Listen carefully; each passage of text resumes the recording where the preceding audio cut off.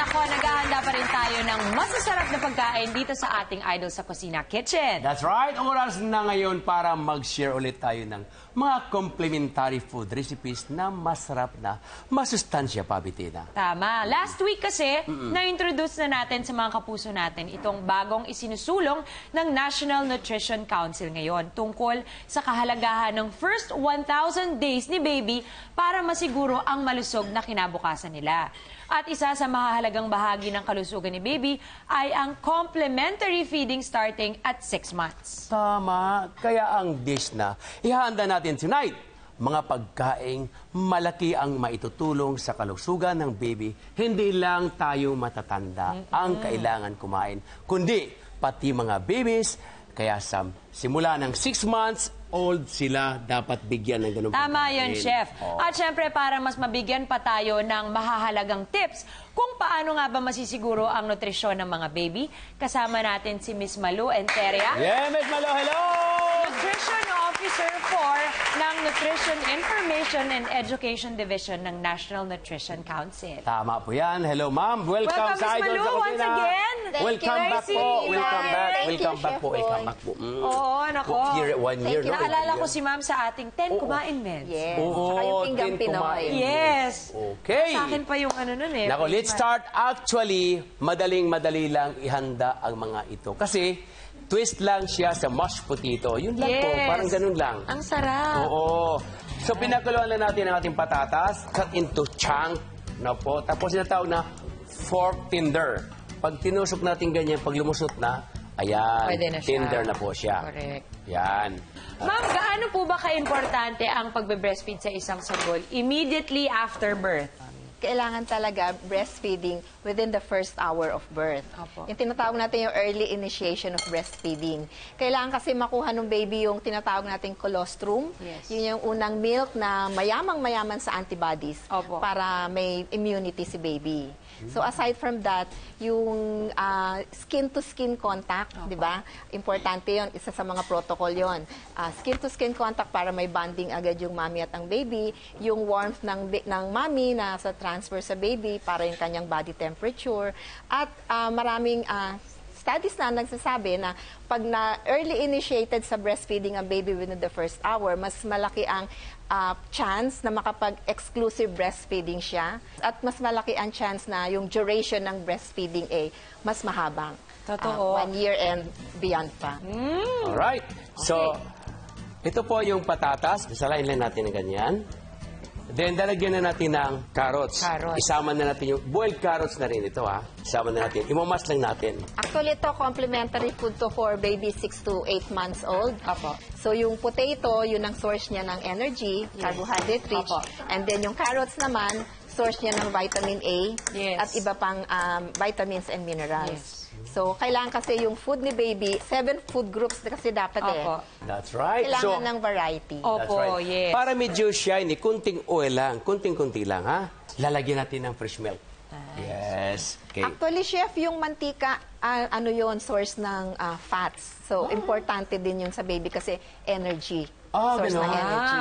So, okay lang pala. Okay lang pala. Ma'am, may question ako, no? We are putting some fresh milk, cow's milk. Cow's. Okay lang po ba na below 1 year old ang cow's milk for babies? Pwede siya kung as ingredient of the baby food. Pag ingredient siya sa Pwede, pagsangka. food. Then, para naman maramdaman ng bata, kunting salt, no? Kunti lang. Konti A lang. pinch of salt. Para source din ng kailangan. iodized. Kunti lang, parang- Source ng iodine. Ma'am, may question po ako. There are some mothers na sabi nila, breastfeeding is not for me kasi parang kahit anong gawin ko, wala talagang lumalabas. Ano kasi yun may tamang latching, tinatawag natin paghakab ng Opo. baby dun sa breast ng mommy. Pag hindi tama yung latching, Wala talaga. oo, kasi yun yung nag-i-stimulate dun sa mga milk ducts. Opo. Yun ang nag-stimulate para lumabas ang milk. At pati yung tamang paghawak sa baby, dapat kasi yung tinatawag nating tummy to tummy. Yes. Dapat yung tiyan ng baby Yes, hindi nakadikit sa tiyan ni mommy. Kasi yung iba kasi nagbe-breastfeed, andito yung katawan ni baby pero nakaganyan siya sa mommy. So nahihirapan, hindi maayos yung latching. Opo. Tapos meron tayong mga sinatawag na massage. Massage sa likod, Tsaka minamassage dito, ng breast. So opo, alam mo yes, yun, di ba? Yung frequent feeding, yun ang nag-stimulate ng milk production. Totoo yan. Okay. So I have the sweet potato. Ulit pinakuluan natin. Separate natin siya ginagawa siya. Yes. Ma'am, please expound po on yung importance ng complementary meals sa mga baby 6 months and up. Kasi we believe that it affects yung malnutrition, di ba? Can you please tell us more about it po? Usually, yung malnutrition nag-occur yan pagdating ng 6 months. Tumataas ang bilang ng mga malnourished na bata kasi hindi nabibigyan ng tamang complementary food. Kasi lumalaki na siya, mas kailangan niya ng dagdag na sustansya. So, pero dapat kahit kumakain na, patuloy pa rin ang breastfeeding. Yung sustansya ng breast milk, importante pa rin. Opo, yes. Pero kailangan dagdagan. Yes. Kasi lumalaki Kailangan na yung na bata. i-complement ng yes, real kaya table tinatawag food. na complement. Pandagdag. Iko-combine mo siya yes. para ma-achieve mo yung maximum nutrition para sa anak. Ganun pala. Ano naman po ito, Chef? Ito naman ay, di ba, minamash ko na yung sweet potato. Opo. Pinakuluan ko, tinanggal yung tubig. At nilagyan ko lang ng konting mantika ulit. Okay po. Then minamash ko na sa potato masher. Okay po. Then lalagyan natin ng talbos ng sili, talbos ng kamote, red and green. Yan naman ang tinatawag natin, i-twist natin ng konti. Opo. Na ilagay natin dito. Habang sariwa, ilagay mo sa mainit na sweet potato para sa ganon ay maluluto siya. Then, lastly, haluin muna natin ito. Lalagyan natin siya ng egg. Yan. Kasi ang kamote tops, Chef, tsaka ma'am, Ganda. magaling sa dugo, hindi po ba? Tsaka vitamin A. Yes, vitamin A, Then, tsaka... kunting salt ulit. Beta-carotene. Ayun. Yan. Kunti lang. Then, lagyan natin ng egg ngayon. No? Yan. Then, habang nilagyan ang egg natin, hahaluin mo ng husto para maluto naman siya. At least, huwag na masyadong malakas ang apoy. Tamang-tama lang. Oo nga, wala. Naging glossy po, ang ganda, no? Yes. Ma'am, gaano po ka-importante na mixed yung mga uri ng pagkain or vegetables na kino-combine sa every dish, bukod dun sa nutrition? Dapat kasi ang baby, wag mo sanayin sa isang texture. Kailangan Opo. kasi nasasanay na siya. Doon siya nagiging maselan eh. Pag isang klase ng pagkain ang ibibigay mo. So, dapat variety. Tapos yung texture din. Alam mo, maganda ito lalo ngayon, sa atin, sa mga bata, pag hindi mo na tamang turo sa pagkain, talagang kung anong gusto nila, yun ang gusto. Dapat talaga pala, sa bata pala, sanay mo ng ganito. Sanayin na Yes. sa gulay. Kaya napakaganda ng programa talaga sa kay Ma'am, no? Sa ating, Yes, ng National Nutrition Council. Actually, this recipe is for 8 months and older na children. 8 Sa months. babies. Opo. So, lagay ko po dito para maganda. Like this one. I have to put here in one plate. Ganda. Oo nga. Can they have too much vegetables, ma'am? Kung kunyari gusto pa, gutom pa, okay lang. Kasi gulay naman. Oo, gulay na. So at least through this campaign of the National Nutrition Council, nabibigyan natin ng ideya yung mga nanay kung paano gumawa ng baby food sa bahay. That's right. Kaysa bibili ka, di ba? Tama yun. Kaya ito na ang masarap at masustansyang twist natin mashed potato para kay baby.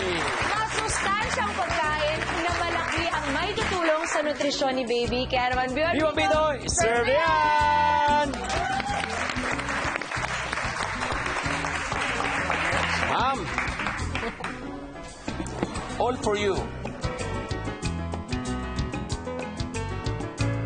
Kamusta, Mamalu? Masarap. Masarap? Magugustuhan to ng baby. At saka, eto pang, sabi ko nga kanya mga 8 months baby, 8 months older. Pagka medyo mga 7 months, 6, pwedeng a little, Urine. mas soft Pino. pa. Oo, mas Opo. pino pa. Liquid. Oo. Mas liquid din. Konting water. Siyempre, gusto nating magpasalamat kay Miss Malo Enteria sa pakikisalo sa ating ngayong gabi at sa pagbibigay ng mahalagang tips para sa breastfeeding mommies at mommies na may chikiting na 0 to 23 months old na nanonood sa atin ngayon. Tama. May mga gusto pa ba kayong ibilin sa mga mommy out there, Mamalu? Oo. So, yung mga mami na nanonood, pagdating po ng 6 months ng inyong baby, dapat po bigyan na po niyo sila ng karagdagang pagkain aside from breast milk, pero dapat patuloy pa rin ang breastfeeding up to 2 years and beyond. Maraming salamat, Mamalu. Maraming salamat po. Tandaan mga kapuso, first 1,000 days ni baby, pahalagahan para sa malusog na kinabukasan. Marami pa kaming healthy dishes for babies na isi-share ni Chef Boy kasama ang National Nutrition Council sa mga susunod na linggo. Kaya abangan nyo ang mga yan. Yes, at abangan nyo rin ang masasarap na pagkain ihahain namin sa pagbabalik ng Idol sa Kusina!